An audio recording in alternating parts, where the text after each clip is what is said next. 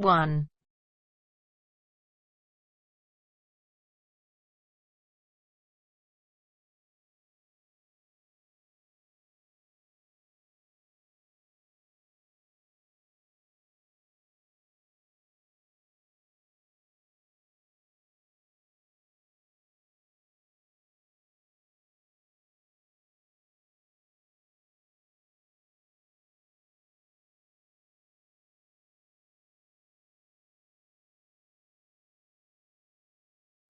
You will hear a number of different recordings, and you will have to answer questions on what you hear.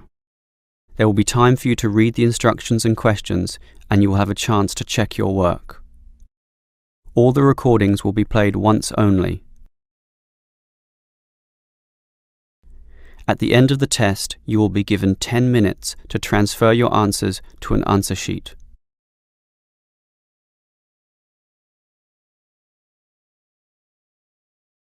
You will hear two flatmates, Tom and Richard, discussing the rules of their shared house. First, you have some time to look at questions 1 to 6.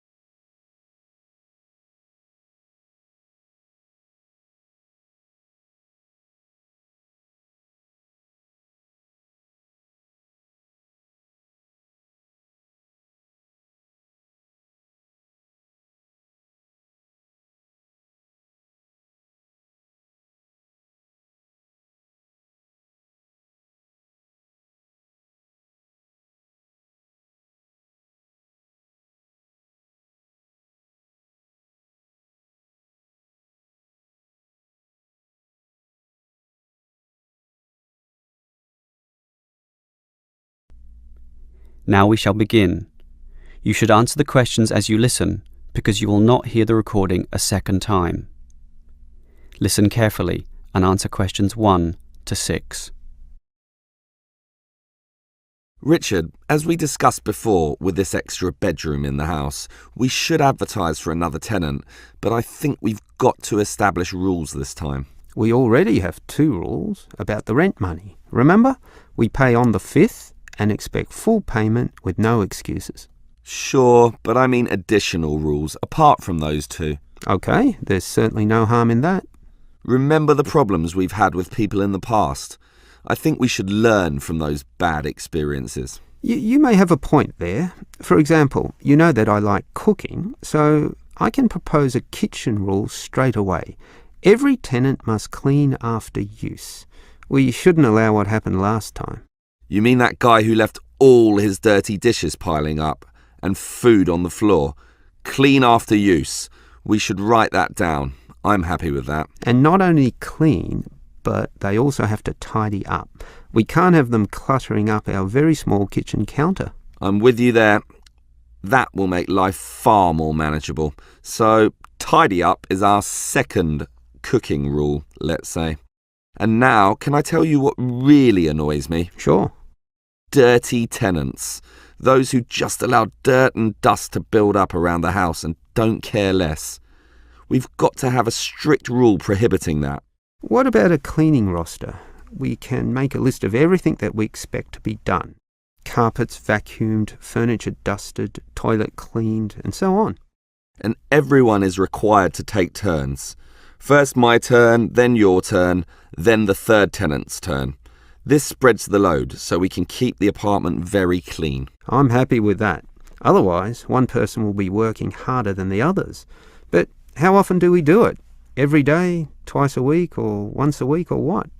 Every day. What do you think? Too often, I would say. Well, every 3 days then. I don't know. We're all busy with part-time jobs and study. I'd say that once a week is good enough. It's probably what most households do, anyway. All right. Let's run with that then. As long as we do clean regularly and well. Okay, are there any other rules? What about music, loud TV, that sort of thing? I want absolute quiet at night because I go to bed early in order to get up early for my job. So, why don't we say no noise after, say, 11 at night? Earlier than that, 10 p.m. That's consistent with most rental properties, and no overnight visitors either. You're right. That caused a lot of problems when the last tenant brought his drinking buddies in for the night. So, we prohibit late night noise and overnight visitors as well. That sounds good to me. Before you hear the rest of the conversation, you have some time to look at questions 7 to 10.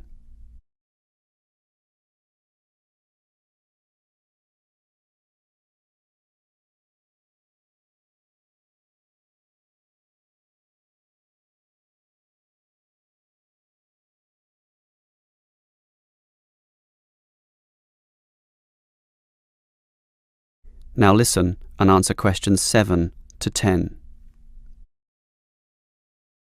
Okay, Richard. If we want to advertise for an extra tenant for the third bedroom, there's a website with an online form here that we can fill out. That will speed things up. Good idea. In fact, let's do it now and get it over and done with. Sure. The first category here is gender.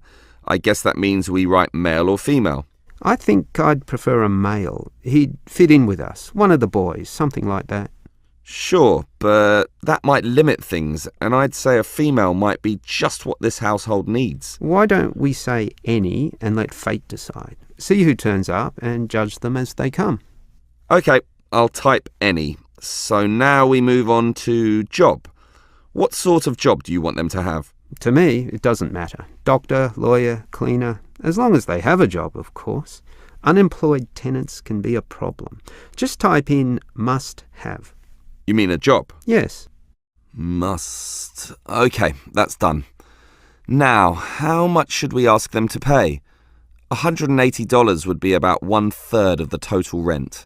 I'm doing the maths now with a calculator. The figure would be closer to $173.50. Well, let's round that up to the nearest 5. I'll type in $175 and we can share the extra $1.50. Done. Now, finally, when can we let the new tenant move in? Immediately, I'd say. The sooner the better. Type in immediately. But I'm busy this week with my job, so I'm not in the mood to interview tenants right now. And anyway, we've had just you and me for so long, what does another couple of weeks matter? So, when would you like the tenant to move in then? 1 week from now? Beginning of the month, March 1st? Later. Give it another 4 days at least. March the 5th is better for me. Okay, I'll type that in. It should be fine. Any later than March the 8th and I'll be too busy with my exams. And that's about it. That is the end of part 1. You now have half a minute to check your answers.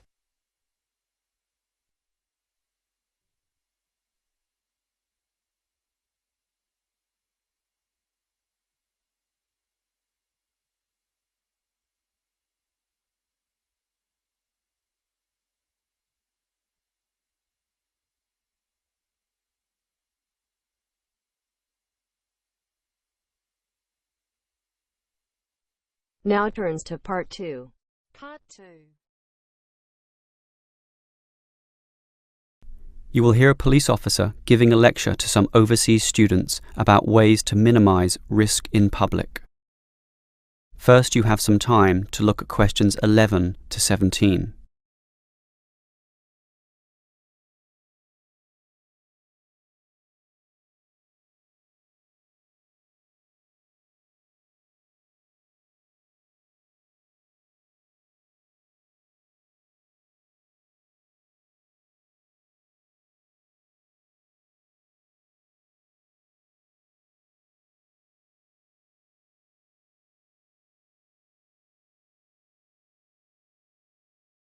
Now listen carefully and answer questions 11 to 17. Hello, everyone. As new students, having just arrived, it is important that you are conversant with some of the aspects of living safely here. Let me immediately say that, in contrast to the high crime rate in other cities, ours is very low. Nevertheless, there is some advice that would be considered prudent in even the safest of places. It is therefore in your interest to look at this map of the city and familiarise yourself with its areas, some of which may not be as safe as others, particularly at night. A little research now in this respect will obviously help you a great deal. For this reason, we have provided a variety of brochures and information leaflets which we encourage you to take and read. In addition, you should talk to people you know, to your homestay parents and teachers, and get a feel for the situation both in the neighbourhood where you live and the city at large. Now, you should know about the police presence in this city. There are local police stations in every suburb, but not all of these are open 24 hours a day. For that, you need a main station, of which there are many, and you should familiarise yourself as to the location of the one nearest to you. Moving on, many of you might like to go out at night. So, you should also familiarise yourself with the public transport system. It could put you at risk if you are wandering around lost in the late hours of the night, particularly if you are a woman. Our city has a fairly good public transportation system, but not all of it operates necessarily to late hours. For this reason, you can avail yourself of the special late-night buses known as night birds, which operate along most major routes. Again, collect one of the brochures on the table here for the night bird timetables. Finally, if you do feel there is an emergency, you can dial 000. However, this does not take you through to a police station, but rather an operator. This operator will question you as to the nature of the problem and then send your call through to the relevant department, police, fire, or ambulance, as the situation demands. This may take up valuable time, and for this reason, we suggest that you find the emergency number of the nearest main station to where you live. This will speed up the process should you need police services in the event of a serious problem.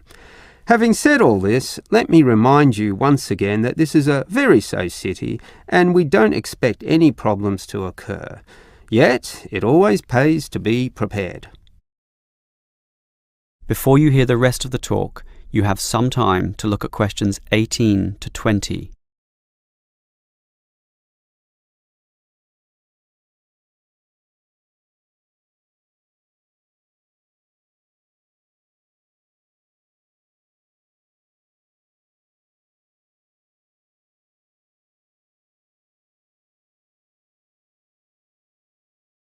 Now listen and answer questions 18 to 20.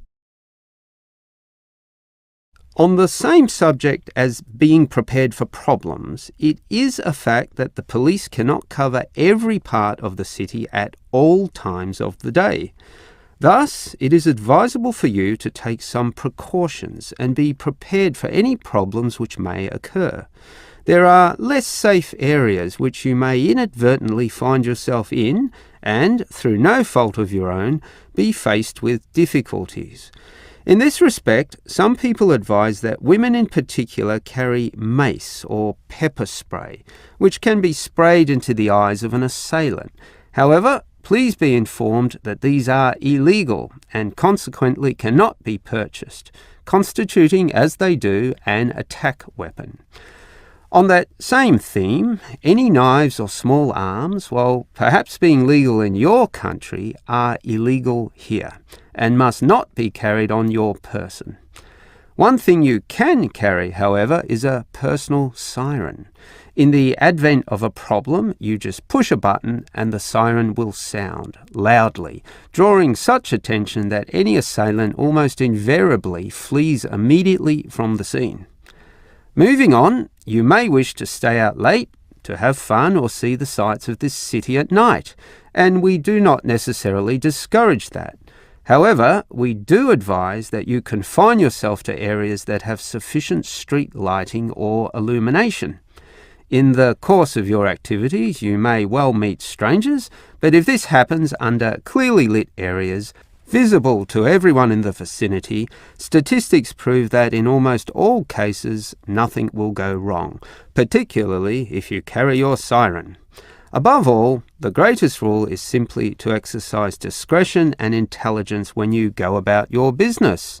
All the rules that I have given are simply based on this, and by following them all, your stay here will be both enjoyable and safe. That is the end of part 2. You now have half a minute to check your answers.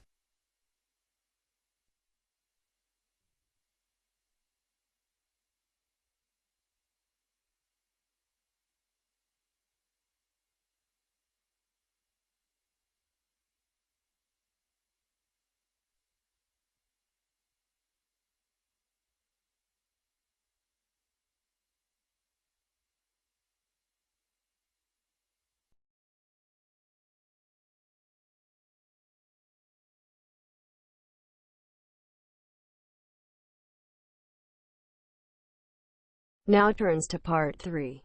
Part 3. You will hear two students, Frank and Nicole, discussing their survey results. First, you have some time to look at questions 21 to 25.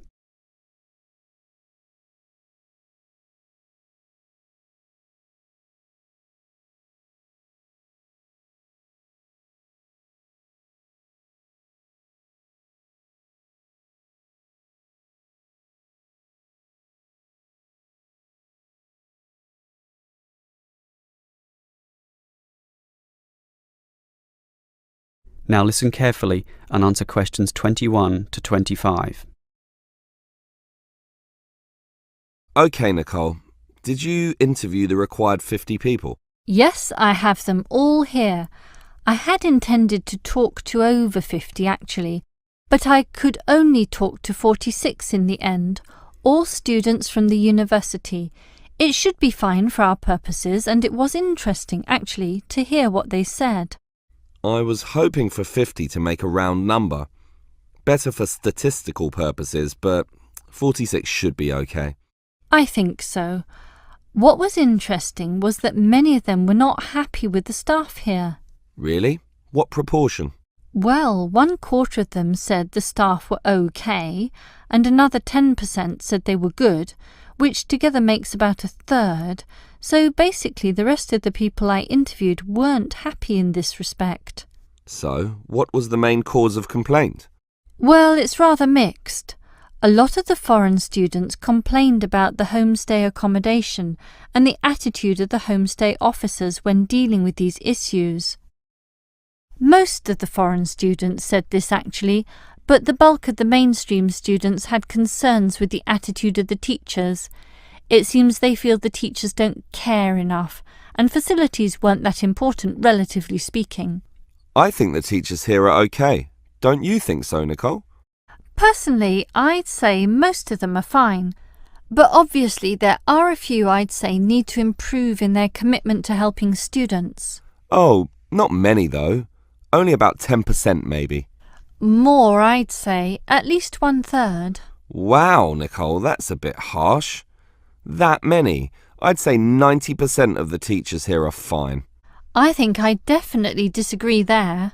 Well, whatever the case, the university seems to have some problems. Who should we inform about these findings? The course convener. He runs our programme. Yeah, just a small programme. These problems are serious and university-wide. I think we should talk to the assistant dean at least. Come on, we're just a couple of students. We can't go that high. It's like some cleaners wanting to talk to the CEO. We've got to follow the chain of command and start at the bottom.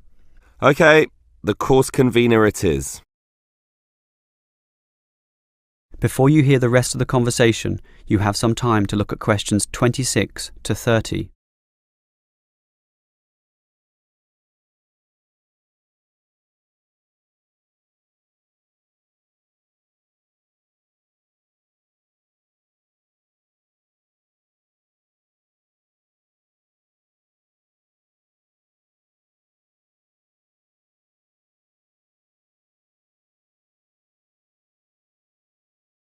Now listen and answer questions 26 to 30.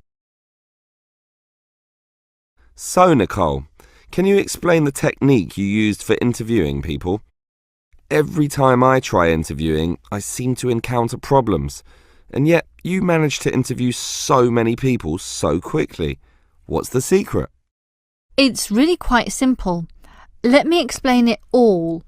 The first step, and this is probably the most important point, is to select the position or the location where you're going to do the interviewing.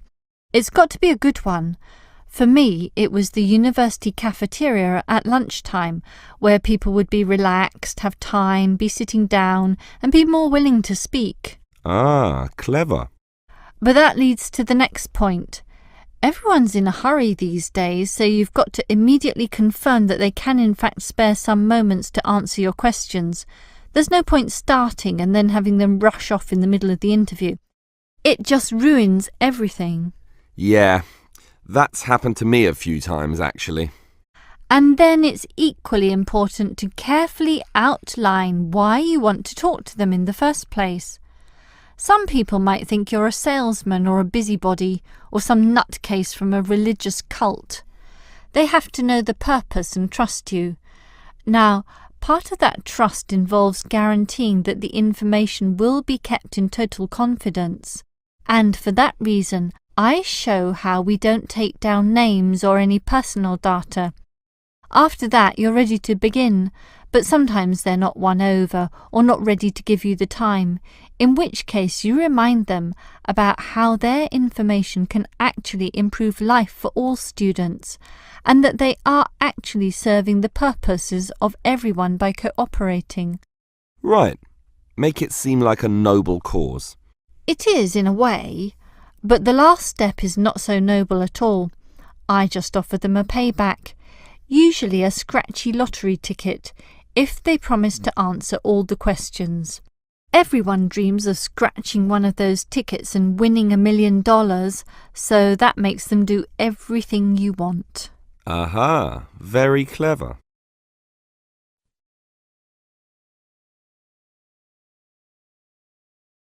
That is the end of part 3. You now have half a minute to check your answers.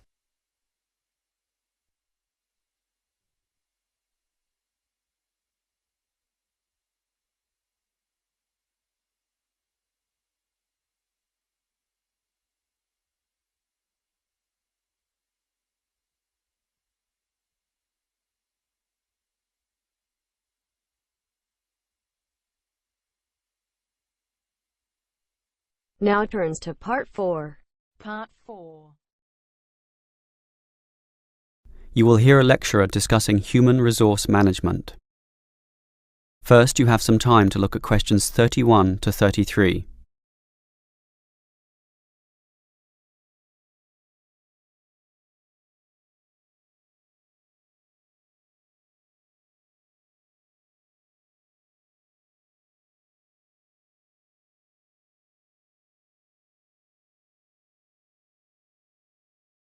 Now listen carefully and answer questions 31 to 33. Obviously, the people who work in companies need to be managed. Pay must be added up, hours clocked, and leave tallied. This is known as hard human resource management, or hard HRM. This is because it is based on hard numbers, facts and rules. That is, an impersonal, calculative aspect. And again, there must be such an outlook, with all its paper-based systems, in order to carry out company tasks. But if there's a hard, there must be a soft. And it is this soft element of HRM that I'd like to consider now. Historically, it took a long while before the importance of this soft element was realized. Originally, for example, in Henry Ford's car-making factories, workers were regarded as unthinking tools who would mindlessly repeat the same task for 8 hours a day. This attitude worked for a while. However, the Ford Motor Company faced the growing challenges of huge turnover, lack of motivation, declining quality of their product, and labor disputes. It eventually became clear that the original ethos about workers was wrong. It needed to take their human needs more into account. That leads us to the modern soft HRM model, where the staff, or human resources, are now considered one of the most important assets a company may have, an asset just as tangible as the factories, shops, and money in the bank, and something that needs to be managed in a soft way as well as hard. Before you hear the rest of the lecture, you have some time to look at questions 34 to 40.